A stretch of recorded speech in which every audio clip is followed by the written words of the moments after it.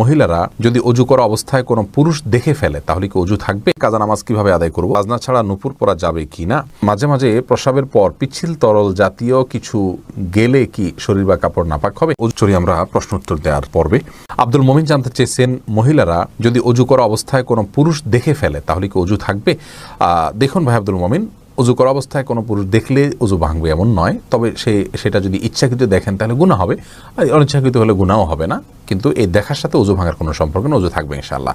এরপরে আফরিন সুলতান জান্নাত আপনি জানতে চেয়েছেন, বাজনা ছাড়া নুপুর পরা যাবে কি না?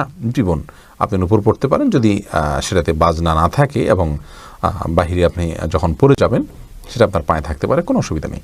সাহাবা ইকরামের মধ্যে থেকে অনেকেই নূপুর পড়েছেন, অনেক মহিলা সাহাবীরা নূপুর পড়েছেন, এরকমটি হাদিস দ্বারা স্পষ্টভাবে আমরা জানতে পারি। এমডি নাসির উদ্দিন জানতে চেয়েছেন, মাঝে মাঝে প্রস্রাবের পর পিচ্ছিল তরল জাতীয় কিছু গেলে কি শরীর বা কাপড় নাপাক হবে?